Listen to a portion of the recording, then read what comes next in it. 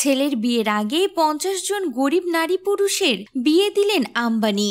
Reliance corporate পার্কে গণবিবাহের অনুষ্ঠানের আয়োজন করেছিলেন আম্বানি পরিবার।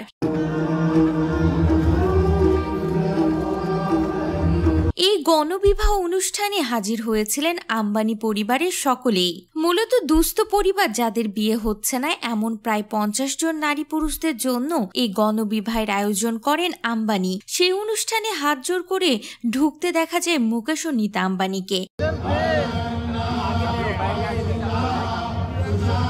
এদিন নীতা আম্বানি পরেছিলেন সোনার গয়না, ম্যাচিং ব্লাউজ, সঙ্গে ছিল একটা লাল ব্যাগ। অন্যদিকে মুকেশ আম্বানি পরেছিলেন সাদা শার্ট ও কালো ট্রাউজার।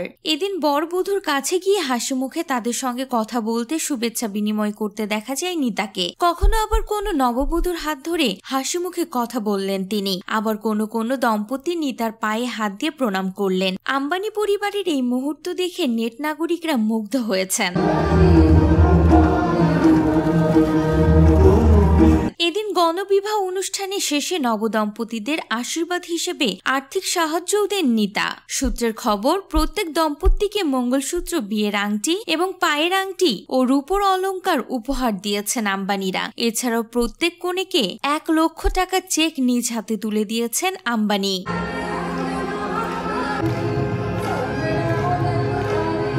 এদিন বাবা মা মুকেশ ও নীতা আম্বানির সঙ্গে ছিলেন আকাশ আম্বানি, বৌমা সোলকা আম্বানি, মেয়ে ঈশা আম্বানি, জামাই আনন্দ পিরামল। এদিন ঈশাকেও দেখা গিয়েছিল ফুরফুরে মেজাজে।